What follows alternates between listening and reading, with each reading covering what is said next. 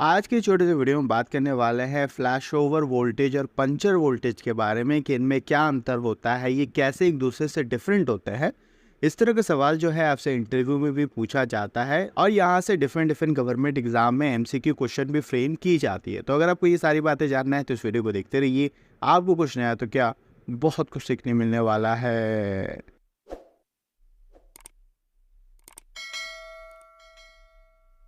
अब देखिए, जो फ्लैश ओवर वोल्टेज है, जो पंचर वोल्टेज है, ये जो दो टर्मिनोलॉजी है, ये आपको अक्सर तभी सुनने मिलता है जब हम इंसुलेटर की बात कर रहे होते हैं। अब इंसुलेटर के बारे में आपको पता ही होगा, ये ट्रांसमिशन लाइन, डिस्ट्रीब्यूशन लाइन यहाँ पर आपको देखने मिलता है। इसका मुख्य काम ये होता है कि ये कंडक्टर और जो सपोर्टिंग स्ट्रक्चर है, आपका टावर है, उसको इलेक्ट्रिकली आइसोलेट करता है। यानी कि जो करंट फ्लो हो रहा होता है कंडक्टर से, उसको ये इंसुलेटर जो है टावर से फ्लो होने नहीं देता है। क्योंकि आपको पता है टावर जो है वो कंडक्टिव इन नेचर होता है, यानी कि उससे करंट फ्लो हो सकता है और साथ ही साथ वो ग्राउंड से कनेक्टेड होता है, यानी कि जीरो पोटेंशियल से कनेक्टेड होता है। और करंट के नियम तो आपको पता है फ्लो होने के, ये करंट जो है हमेशा हायर पोटेंशियल से लोअर पोटेंशियल की तरफ फ्लो होना चाहता है। तो अगर इस कंडक्टर को बिना इंसुलेटर के डायरेक्टली इस टावर से हम कनेक्ट कर देते तो होता क्या, ये जो इलेक्ट्रिसिटी है, बिजली है, करंट है, जो आपके घरों तक आ रहा है, वो आपके घर तक ना आकर के इसी टावर से फ्लो होकर के ग्राउंड हो जाता। यहाँ पे और एक इम्पॉर्टेंट बात मैं आपको बता दूं कि यहाँ पे जो इंसुलेटर हम यूज कर रहे होते हैं वो हमेशा वोल्टेज के अनुसार होता है। जैसे जैसे हम वोल्टेज इंक्रीज कर रहे होंगे वैसे वैसे आपका इंसुलेटर भी इंक्रीज हो रहा होगा। और हाई वोल्टेज सिस्टम में अक्सर हम सस्पेंशन टाइप का इंसुलेटर यूज कर रहे होते हैं, जहाँ पे नंबर ऑफ डस्क होता है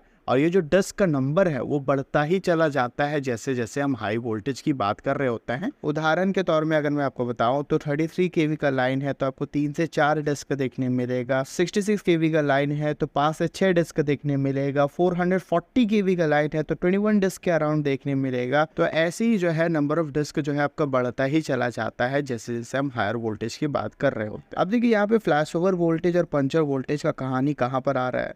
तो जैसा कि आपने समझा कि यहाँ पे जो इंसुलेटर हम यूज़ कर रहे होते हैं वो वोल्टेज के अनुसार होता है, जितना ज़्यादा वोल्टेज उतना ज़्यादा इंसुलेटर। और ये भी आपने समझा कि ये जो इंसुलेटर है ये अपने अंदर से जो है करंट फ्लो होने नहीं देता है।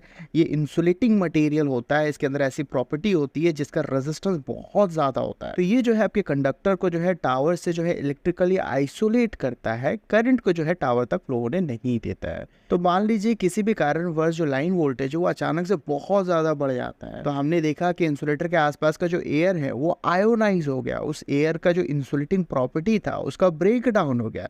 यानी कि अब जो एयर है ना वो कंडक्टर की तरह बिहेव करने लगता है। जो कंडक्टर में करंट फ्लो हो रहा था वो जो करंट है वो इस एयर से फ्लो होते हुए टावर से फ्लो होते हुए ग्राउंड हो रहा था आपका। और इसे ही जो है फ्लैश ओवर कहा जाता है। और जिस वोल्टेज पे ये हो रहा होता है उसे फ्लैश ओवर वोल्टेज कहा जाता है। अब एक चीज अगर आप यहाँ पे अपने अच्छे से समझा होगा तो यहाँ पे हमने कहा कि एयर का जो है ब्रेक डाउन हो गया, एयर का जो इंसुलेटिंग प्रॉपर्टी है वो खत्म हो गया। यानी कि एयर से करंट फ्लो, आपका जो इंसुलेटर है वो बढ़िया है, उसको कुछ नहीं हुआ, वो ठीक है, गुड कंडीशन में। पर जब बहुत वोल्टेज आने के कारण जो है इंसुलेटर का ब्रेक डाउन हो जाता है, उसके अंदर से करंट फ्लो होकर के टावर से होते हुए ग्राउंड हो रहा होता है, तो उसे जो है पंचर कहा जाता है। और जिस वोल्टेज पे हो रहा होता है उसे हम पंचर वोल्टेज कहते हैं। और जनरली ये जो वोल्टेज होता है वो बहुत ज्यादा होता है, around 12 times of working voltage. यानी कि जो भी आपका लाइन वोल्टेज है 33 केवी का लाइन है तो 12 गुना ज्यादा जब वोल्टेज आ रहा होता है तो आपका इंसुलेटर का पंचर हो जाता है। इंसुलेटर के अंदर से करंट फ्लो होते हुए जो है टावर से होते हुए ग्राउंड हो रहा होता है।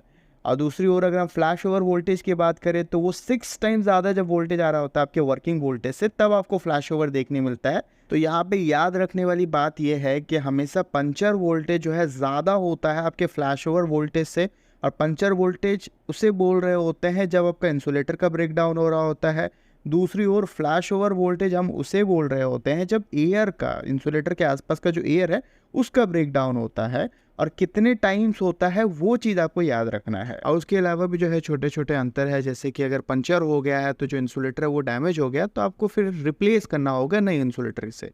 और दूसरी ओर फ्लैश ओवर होता है तो आपका इंसुलेटर जो है हेल्दी कंडीशन में, तो उसी इंसुलेटर को हम रीयूज कर सकते हैं। यहाँ पे और एक इंपॉर्टेंट रेशियो है जिसके बारे में आपको पता होना चाहिए। तो ये जो है आपके सेफ्टी फैक्टर को दर्शाता है। तो यहाँ पे जो रेशियो है वो ज़्यादा से ज़्यादा होना चाहिए, जितना ज़्यादा होगा उतना बेहतर है। यानी कि पंचर स्ट्रेंथ जो है ना हमें ज़्यादा चाहिए, मतलब इंसुलेटर का ब्रेक डाउन नहीं होना चाहिए। आसपास का एयर आयोनाइज हो जाता है, उसका ब्रेक डाउन हो जाता है तो वो चलेगा, बट भैया पंचर नहीं होना चाहिए। अब ये जो एमसीक्यू क्वेश्चन मैंने स्टार्टिंग में दिखाया था, अब इसका आंसर क्या होगा इस 4 ऑप्शन में, आप हमें कमेंट सेक्शन में बताएंगे और उसके पीछे का कारण भी समझाएंगे। अब ये फ्लैश ओवर और पंचर से बचने के लिए ट्रांसमिशन लाइन में कौन कौन से इक्विपमेंट यूज में ली जाती है, इसके बारे में जानना चाहते हैं तो इस वाले वीडियो पे क्लिक करके देख सकते हैं। और अगर इंटरव्यू की तैयारी कर रहे हैं या बेसिक कंसेप्ट को सीखना चाहते हैं तो ये वाला जो प्लेलिस्ट है वो काफ़ी काम की है। मिलते हैं ऐसे किसी वीडियो में, till then take care, bye bye.